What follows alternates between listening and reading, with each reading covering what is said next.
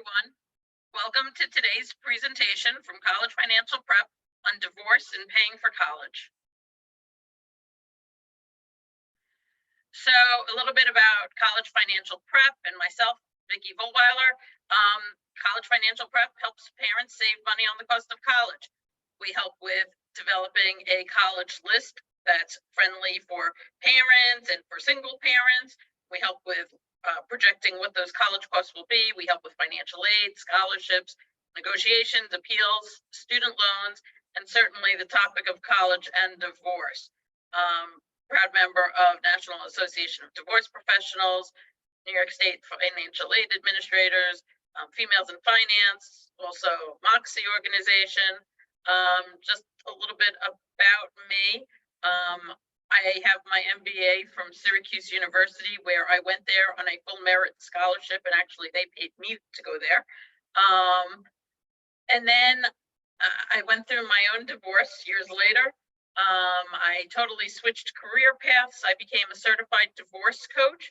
I was helping people, parents with their personal finances, not so much the emotional side, but I was always on the financial side.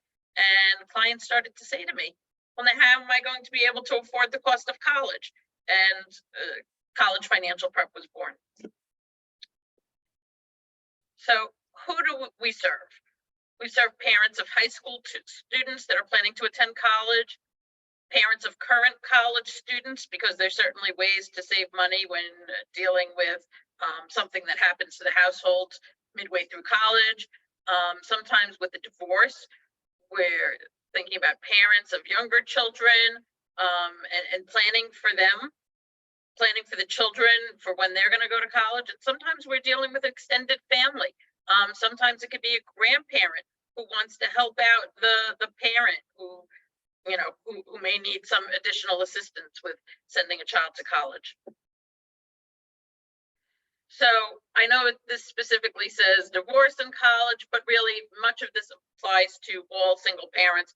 I apologize that I'm using an older presentation, but yeah, a lot of this will apply to parents, whether it's widowed, whether it's single parents by choice, whatever the situation. But why do we combine these topics? Why college and single parenthood?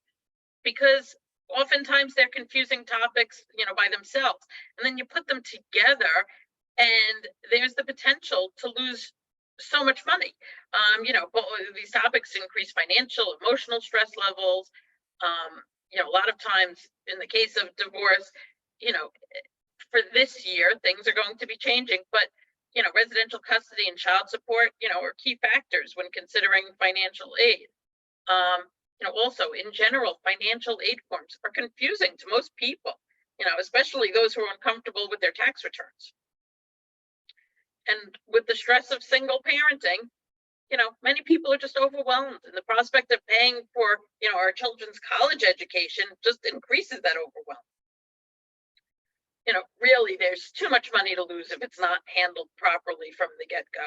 So I'm glad that you're all here tonight. I'm glad, everybody's planning ahead and thinking about college.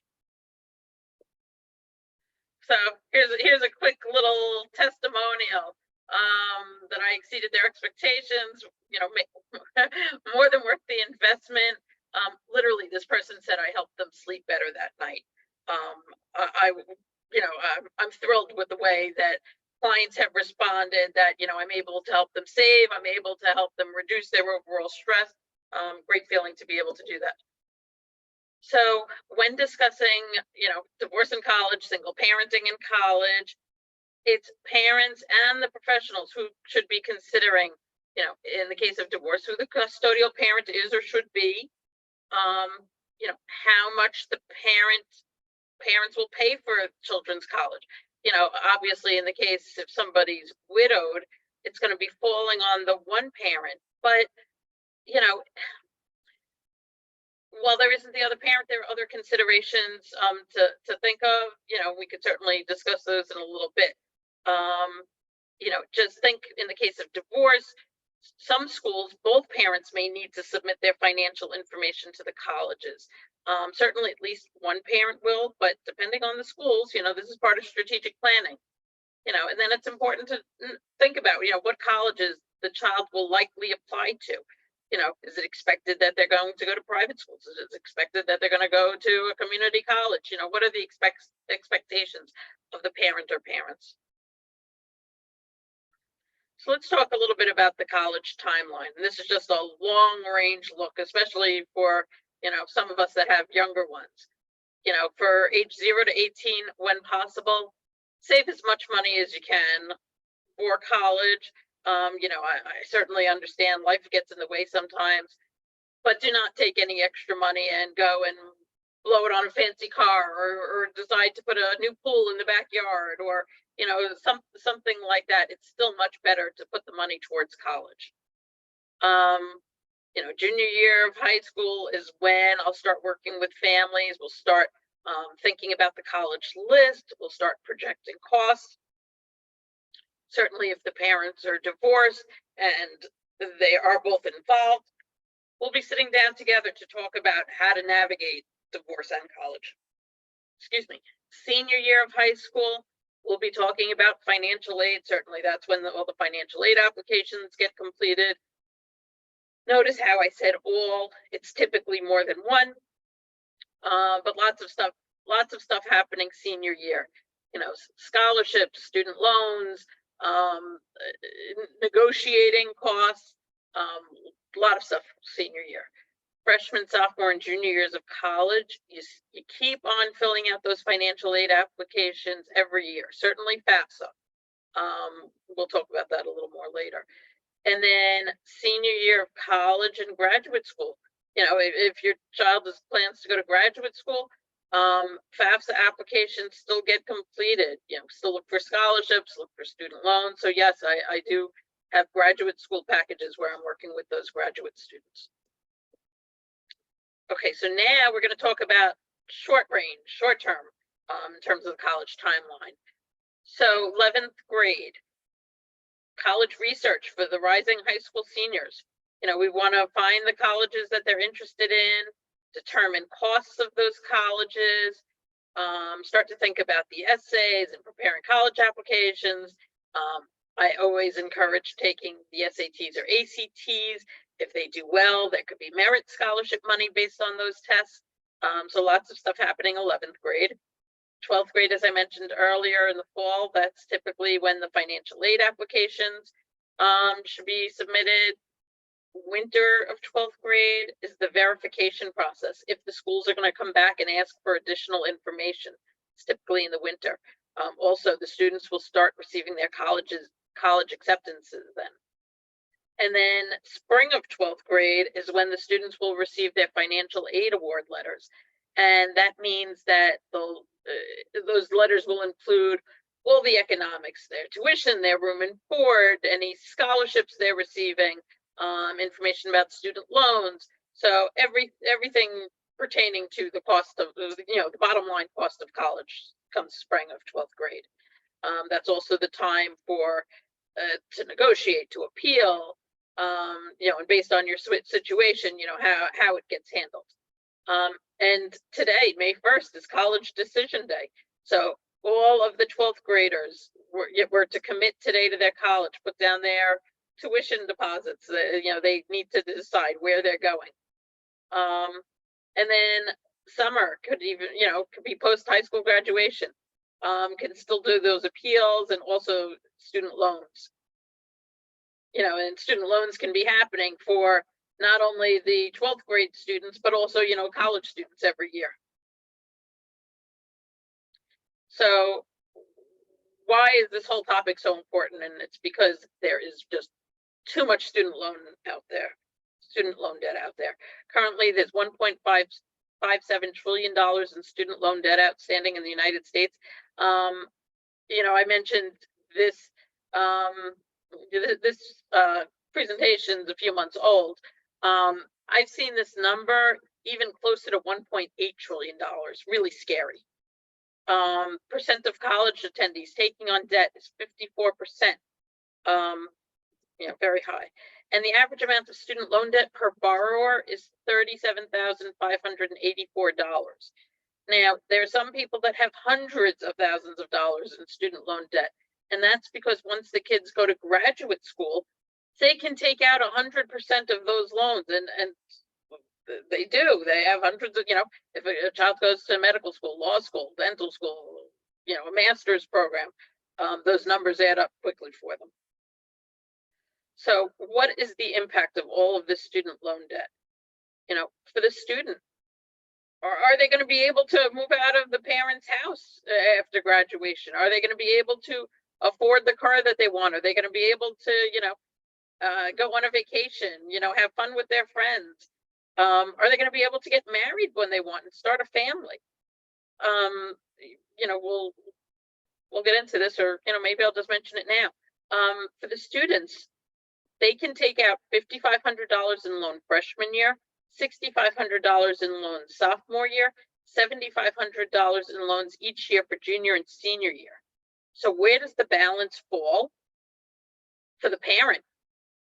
Now, if a child chooses to go to an $80,000 a year school, and the student can only take out $5,500 in student loans freshman year, the parent's going to have to take care of the balance. The student can't do it on their own. So the parents, parents may have their own debt from when they were in college, plus now they're taking on new student loan debt to help their kids. This can certainly impact all of our future retirement.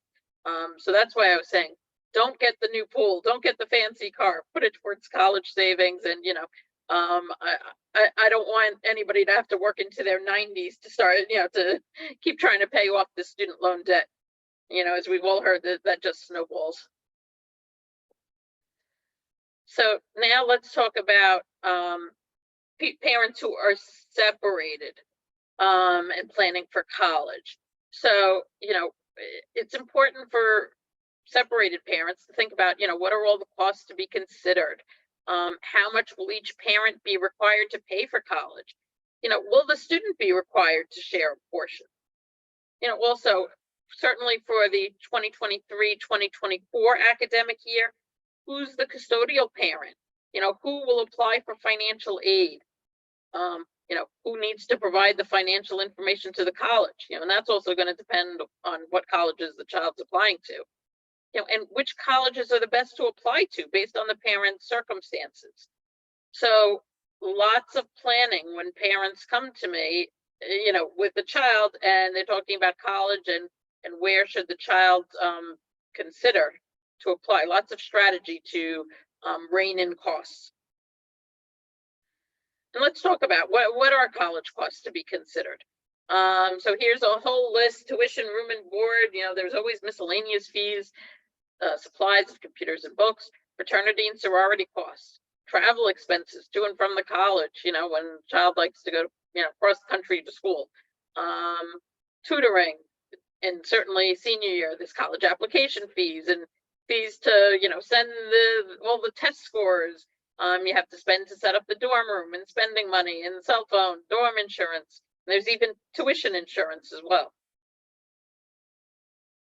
So in the case of divorce, how much should each parent pay towards the cost of college? If you're from New York, they handle it with a SUNY standard. Typically, unless the parents agree otherwise, typically it's handled with a SUNY standard, and each parent pays based on their pro rata shares. But really, and certainly from other states that don't have a guideline, or parents can agree to what they want to agree to, with that certain minimum. So parents can agree to pro rata shares, they can agree to a state standard. Maybe they want to do it based on where the parents attended college. Perhaps if both parents went to a private university, they agreed to pay for a private university for their child. Perhaps an older child already went away to college and they want to ensure that the next child has the same opportunities as the older child. Or maybe they want to include an arbitrary cap on college costs. Lots of stuff to consider, with attorneys. So how is it best to reduce the cost of college? And this is for all parents.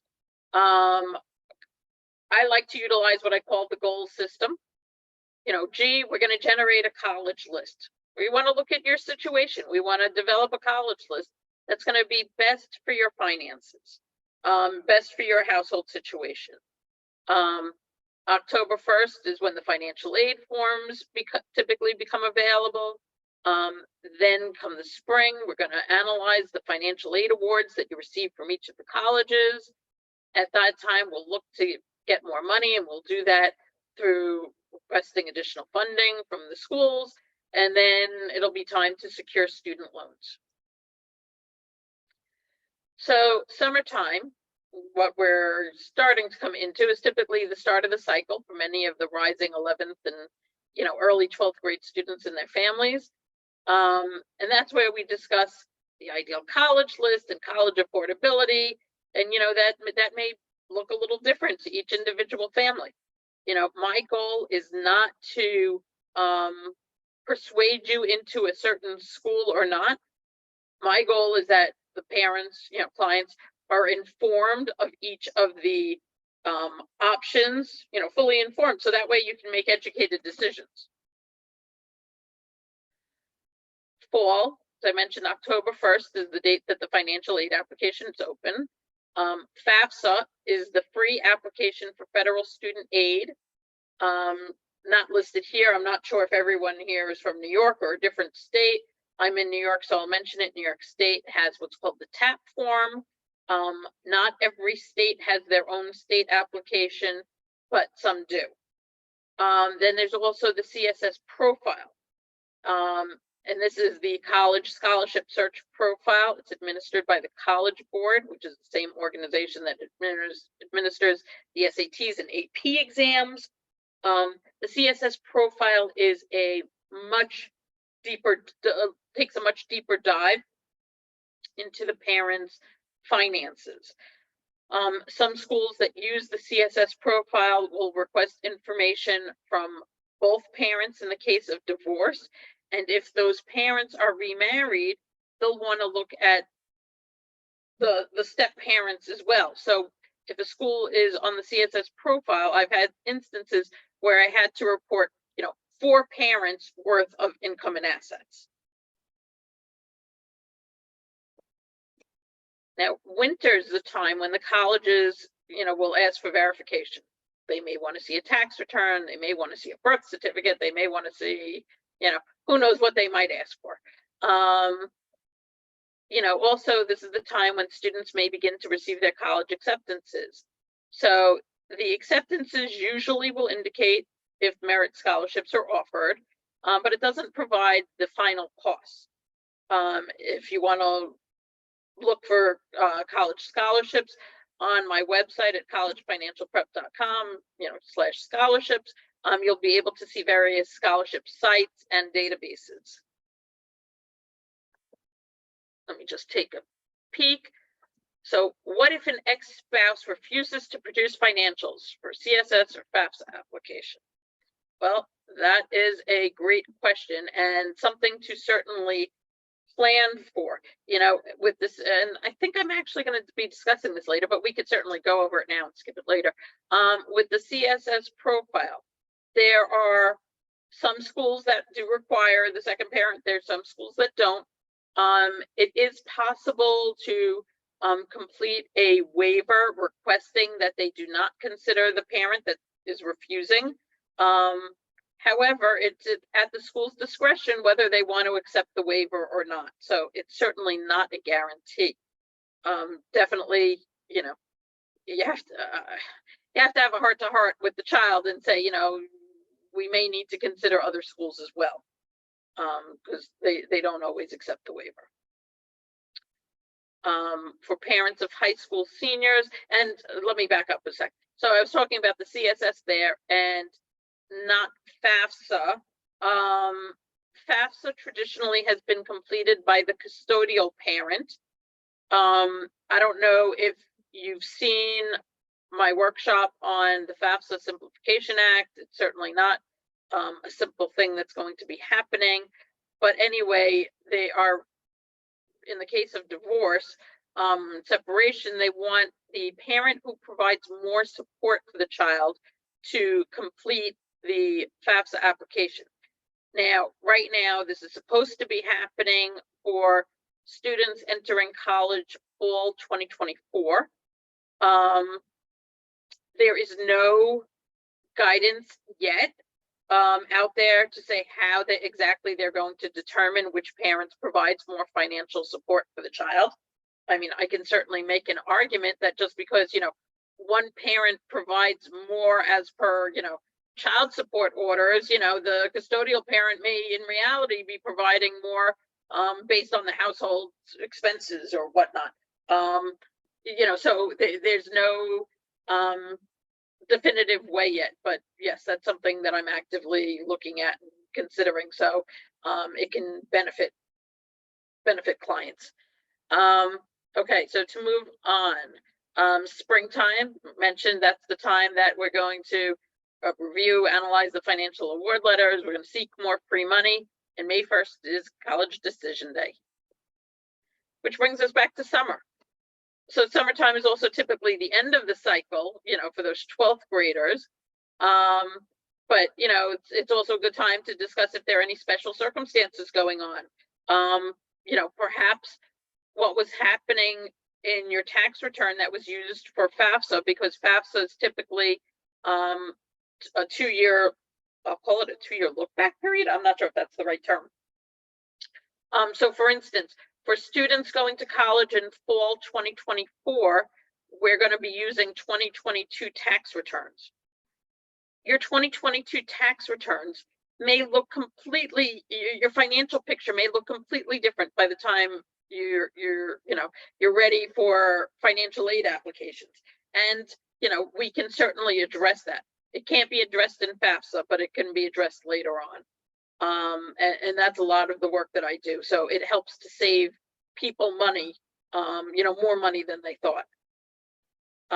So that, summer is the time for the appeals, the student loans, for both the students and the parents. So, results may not be typical, but, with strategic planning, literally, I've had clients say, the stars have to be in alignment, but I've had several clients save hundreds of thousands of dollars on the cost of college. And how they do it, they applied to the right colleges. We determined, we projected what the costs were going to be ahead of time. We knew who the custodial parent was. We searched for the colleges that would be financially friendly. And the student, the family, was flexible with the college selection. If there's no flexibility, there's likely, not going to be any opportunities for savings. So as Ben Franklin said, and I believe it's Ben Franklin, somebody told me I was wrong once, and if I'm wrong, I apologize, but I've seen it attributed to him. If you fail to plan, you plan to fail. So here's the plan for reducing college costs. So when it comes time to sit down, want to discuss the colleges that require FAFSA, and those typically will look just at the one parent, and if that one parent is remarried, they'll look at that step parent as well. So they are looking at the one household. Yes, even if a step parent is not going to contribute a dime, they are looking for the complete financial picture of the household. Then you want to consider the colleges that require the CSS profile. And then there are some colleges, when they're looking at both parents, they also have what's called the non-custodial parent CSS profile. So just want you to be aware of that. So special circumstances for your house, may exist if there's been a significant decline in your household income since the tax return was completed, and that's what we were just talking about. So say, for instance, your current income is less than what was reported on the FAFSA application. We may want to address that. Changes in income could be due to loss of employment, could be divorce, separation, widowhood. Maybe there's an illness in the family, extraordinary medical expenses, anything that causes that downward change in income. And it's possible to save, more money on the cost of college due to that income decline. Or due to unavoidable increases in expenses, like those medical costs. The key is to be strategic. You want to apply to the right colleges and universities. So, if you're divorced, it might be important to look for colleges that won't request the other parent's financial information. If finances are limited, no matter who this is, divorced, married, widowed, if finances are limited, it's important to project your net cost for each college before submitting the applications. Make sure that list doesn't contain only $80,000 a year schools. If, you need to know in advance if you're going to be qualified for aid. And if you're looking to receive merit scholarships, it's important to analyze the student's academic achievements so far and match them up with the schools that will likely, give them those merit scholarships. Typically, it's not the reach schools that will provide the merit scholarships. It's more the safety schools that will provide the merit scholarships. So keep that in mind. So let's get even more specific now. So you have the one parent that's refusing to participate with college planning. You may want to stick with FAFSA only schools because they'll be looking just for the one parent. Say both parents have good income and have good assets. You may want to find those schools that will, the safety schools that will provide merit scholarship money, because these parents will likely not get need. If both parents have little income and little assets, they will likely get need-based aid. So you want to find the schools that will be more generous with need-based aid. Like the Ivies, they're fabulous at giving out need. They'll match 100% of need. They won't give out any merit scholarships. Perhaps the parents are recently separated, but they had filed their income together. That instance can certainly file appeals to address that change that's happening. We already mentioned if one parent's completely out of the child's life. We already spoke about parents, they're remarried and how that impacts the financial aid applications. If the parents have just divorced, but yet they still live together, you still have to report both parents. So just know that both parents have to have separate addresses. Again, with widowed, with single parents, that may never have been married, it may be best, depending on either your income or your assets, to determine if you'd qualify for need-based aid or if you should be looking for merit scholarships. So let's talk quickly about honors programs. The benefits of honors programs, I think they're huge. The honors programs typically come with lots of merit scholarship money. Excuse me, also other benefits, priority housing, priority registration. And these programs are typically for the top, I'll say top 10% of applicants. Sometimes they have to fill out an application to the program, sometimes not, but they're for all different types of students. It's not only for 4.0 students and, those that have 1,600 on the SATs. Every level college has their own honors programs. Nassau Community College has an honors program. So there were all different opportunities at different colleges. Test optional colleges, I'm sure you've heard this term, where the SATs and ACTs aren't mandatory anymore. I still encourage everyone to take them. If the kids do well, that can help them with merit scholarship money. Oh, excuse me. Test blind colleges, that's where they won't consider the scores at all. So here, the financial aid applications, who's responsible? So it had been, as I mentioned, for 2023-2024 school year, that the custodial parent was responsible for FAFSA. CSS profile, it depends on the school. CSS profile is used by about 400 colleges or so. So it's certainly not every school out there, but they may want both parents' information. So it's important, especially for those of you who are separated, for divorce agreements, to acknowledge that both parents need to participate in financial aid applications if it's necessary. So I believe I mentioned this earlier, the student loans. Through the federal government, students are eligible for unsubsidized or subsidized student loans. The subsidized loans are better in that the interest does not start accruing till after graduation. But in general, freshmen can get up to $5,500 a year, sophomores $6,500 a year, and juniors, seniors $7,500 a year each for each year. There's no credit history check, no cosigner is needed, but it's not a lot of money. You still have to get the balance to be able to pay for college.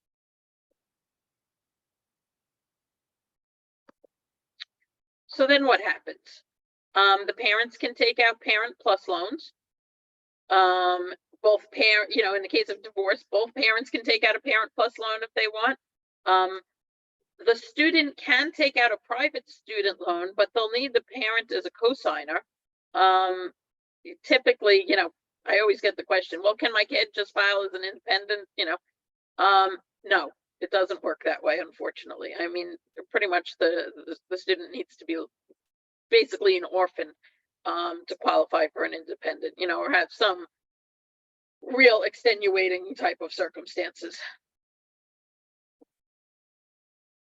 So I always believe that everyone should submit financial aid applications, no matter how much money the household is bringing in.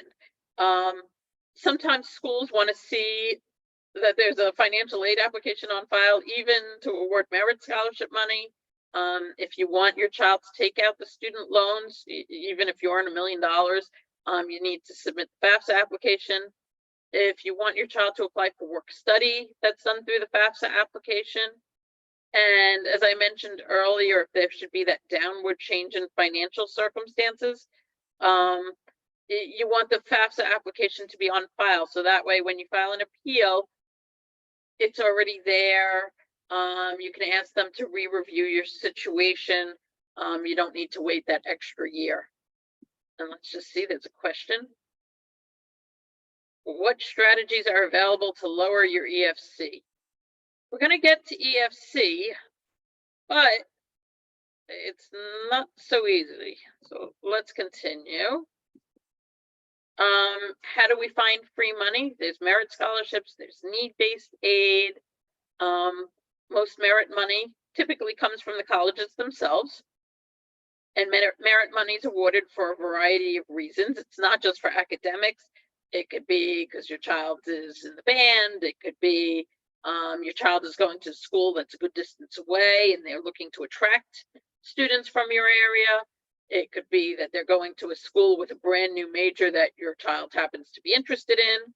So lots of reasons for merit scholarships. Merit scholarships are really just a way to offer you money to attend to entice you to go there. Need-based aid, you have to complete the financial aid forms. As I mentioned, FAFSA, the state financial aid forms, CSS profile, and some of the colleges also have their own institutional forms. Now, is divorce considered in the financial aid applications? I always get that question. For FAFSA, they're just looking at the one household. So, I remember once somebody saying to me, oh, you're divorced, you must just get a lot in financial aid. Has nothing to do if you're divorced or not. You can have a one-parent household, and the one parent can earn $100,000, or you could have a two-parent household, and the two parents earn combined $100,000. It goes by the household. It does not go by individual parents. The CSS profile, it's considered in that they do ask for, both parents to submit their financial aid information. They are more aware of it. But again, they're really still looking just to see what are all the assets that are, income and assets available for that student. We addressed this before where we spoke about the CSS profile, the waiver. Work study. It's for students who file FAFSA and show need. The kids, it's like they get a job on campus. It's a few hours a week. They get a paycheck every other week. It's like they're spending money. It's not money that goes to pay the cost of tuition, but it's good. I mean, the kids learn time management skills. They have stuff to put on their resume. And since it's an on-campus job, it helps them, it'll help them when it's like finals time. They understand when the kids need to study. So now to talk about EFC a little bit. EFC is expected family contribution. I mentioned the FAFSA Simplification Act. the term EFC is going to be changing to SAI, Student Aid Index. So you're going to start hearing that term. The EFC is not actually the amount of money that you'll pay for the cost of college. It really depends on the specific college. Each college has their own formula to determine what your EFC or student SAI is going to be. So we're going to discuss two examples. So School A. School A meets 100% of a household's needs, and this family's EFC is $10,000 per year. And say the cost of attendance at the school is $70,000 per year. So 70,000 minus the 10,000, they have $60,000 in need. Since School A meets 100% of need, the student's cost at that school is $10,000. So it's the same as their EFC. School B, though, they only meet 50% of need. The family still has an EFC of $10,000. The cost of attendance at School B is also $70,000. There's still $60,000 in need.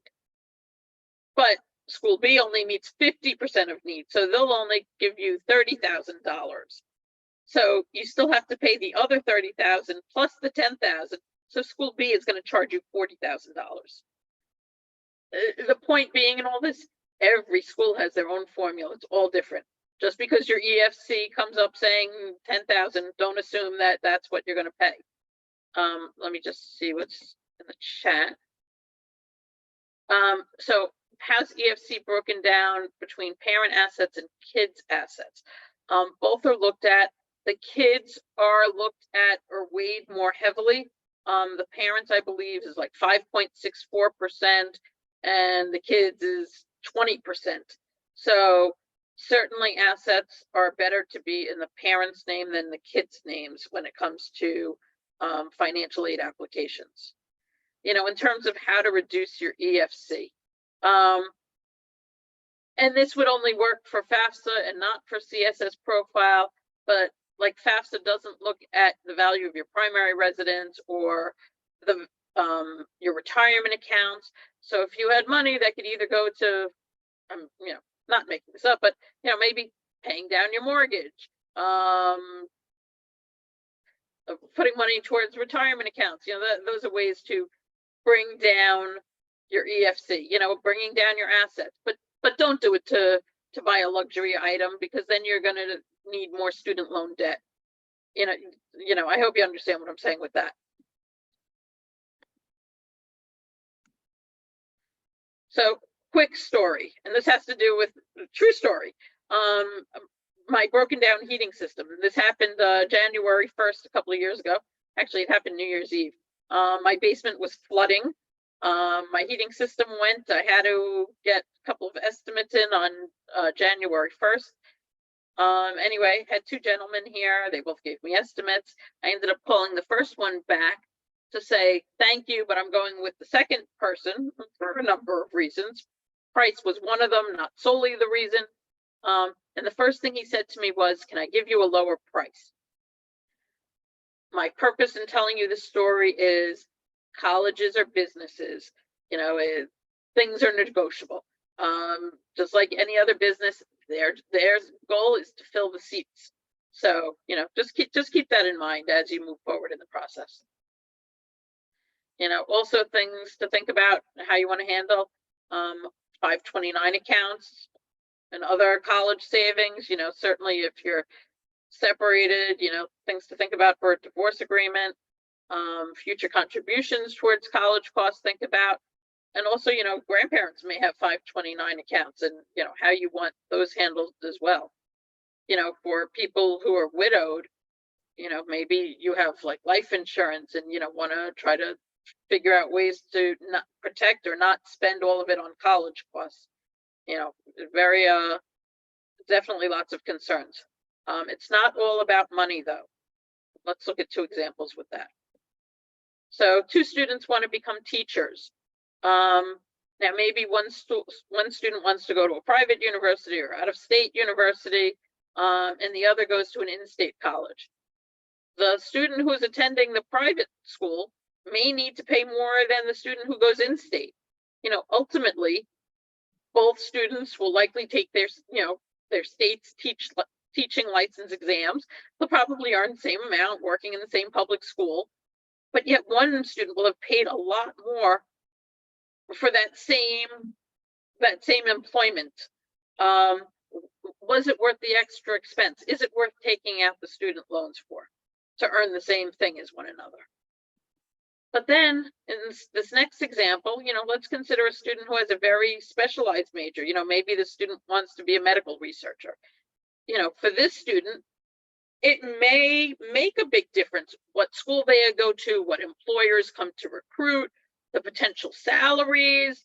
It may be warranted to take out student loans for the career and salary opportunities that this student could possibly enjoy. So I want you to think about, goals that your student has, for their career path, and then what the best college options are for them. Now let's talk a little bit about success stories and failures. Success stories, they always plan ahead, starting 11th grade, putting together, really, it all starts with the college list. Putting together a great college list and projecting costs is the way to go. Failures, literally, I had somebody on their way driving the kid to college that day. They're in the car, they call me, the bill is due tomorrow, what can we do to save money? At that point, there's nothing I can do. Really, they chose a school, they didn't think about the costs. They need to figure it out. I mean, yes, they can get student loans, obviously they need to pay those back. They can start searching for scholarships, if they find any, maybe it'll help for next year, but nothing is going to happen that quickly. You always should plan ahead. And I started to mention the FAFSA Simplification Act, so I'll just tell you a little bit quickly about it.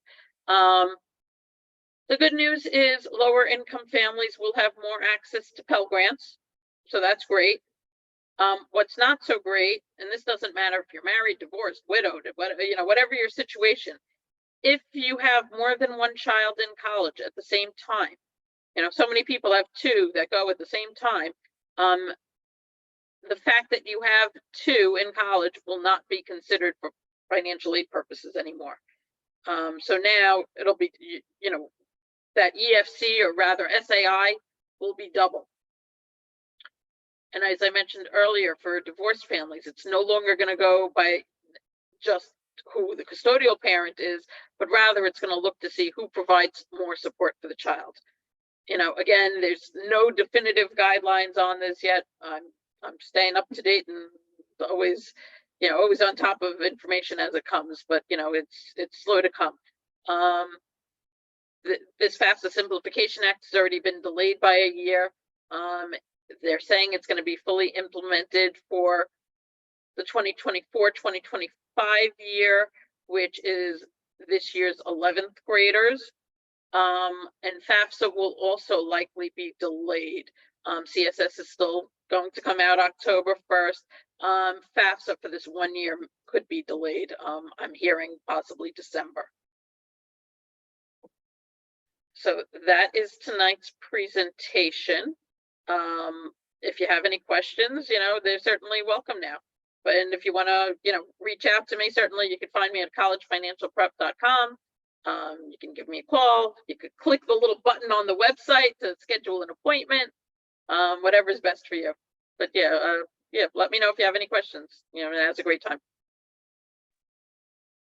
Do you have any insight on or statistics at all of students who choose a community college as a strategy for financial purposes and then transitioning into a four-year school? Statistics like what? Like I've heard mixed things. Where are you calling from? What state? New York. So New York, my understanding is, and this is good, is that whatever credits you take at the community college will be accepted at a SUNY school. What I've heard that's a little disheartening, I was just reading an article this morning, actually. I don't remember where I saw it, but it was talking about people going to community colleges and then transferring, and the school's not always accepting every credit. So that's where my big concern is. But I do believe, like, if a student was to attend one of the New York community colleges, that as long as you transfer to a New York, a SUNY school, all the credits should be taken. Okay. Is that a strategy you see often or no? No, not often. Here's my thinking about it. And it's just my thoughts. It's not necessarily right for every family, but like, I live on Long Island. Like, if you're considering going to Nassau or Suffolk Community, so why not go to Farmingdale, because they have the opportunity where you can stay there for 4 years. Do you know what I mean? I do. It's just something that I've kind of toyed with, the idea of more from a social perspective of transitioning into a 4-year school 2 years down the line and, socially kind of restarting over and how that, but also from a financial perspective, is it a viable strategy? Yeah, no, I certainly think it is. You're right, I just need to say hello. Hello.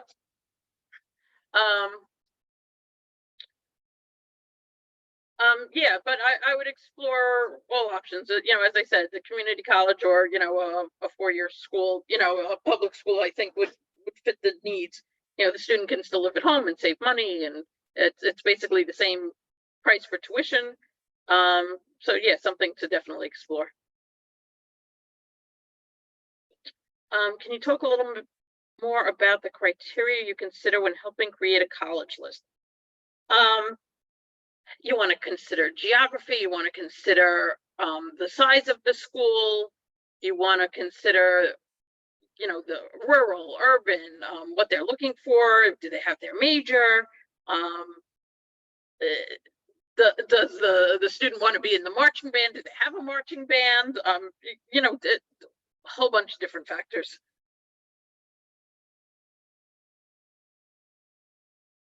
I know that sounds vague, but you may also want to consider geographic distance from you, how far you're willing to travel, things of that nature. Hi, I have a question. Sure. Hi, it's Kim. So in the case with the divorce, when we were married, we both opened up a 529. It's under my name together, but it's under my name, not his. Does he open up his own 529 to do his own savings? Because does this count towards pro rata? Do me a favor, tell me, are you separated or divorced? Divorced. You're already divorced, so is this addressed in your agreement? Well, the problem is we omitted it in our agreement, so I have to go to court to get a college agreement. We need to add. So college it. isn't in there at all, you're saying? No, I know. It's not in there at all. Yeah, so I mean, this is really an issue of, whose assets are they? That you really need to speak with an attorney about. I can't say who, Right, right. Yeah, okay. Sorry. That's okay. I know you're not an attorney. Thank you, though. You're welcome. Can I follow up on Kim's question? Sure. Okay, I'm an open book. My ex took me back to court to get out of paying for college and took that out of our agreement. I have sold. What state are you in? Oh, well, I'm in New York. I'm in Queens. There were other extenuating circumstances that I just said, fine. So I have sole legal and physical custody and he's not involved. Is that taken into consideration on a college that has the CSS profile, that I am the sole custodial parent and the sole provider? No, not necessarily. The schools do not look at your divorce agreements. They don't. No, I mean, the waiver will ask questions like, when's the last time the child spoke to that other parent? If they have any relationship whatsoever, even if it's once a year, they likely won't waive it.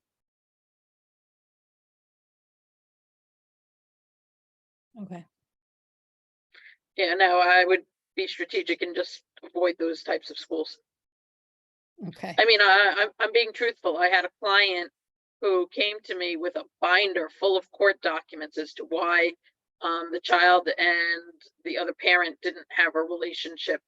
And there were some schools that just said, no, we need those financials. And, you know, there was no way. So, yeah, just, you know, just being realistic. No, it's good to know. I Yeah, appreciate it. no, I mean, certainly try, but, you know, don't be surprised if.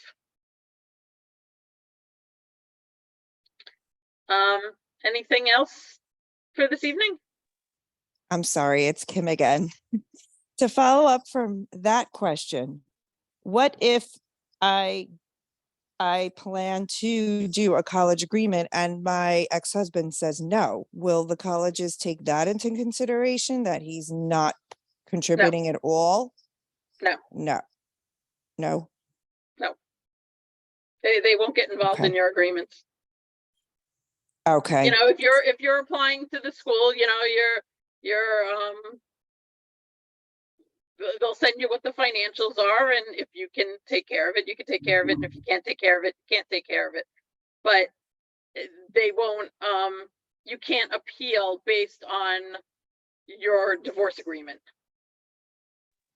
If there's a Okay. change in your situation, you know, and all of a sudden you lost your job, but no, they won't because of a divorce agreement.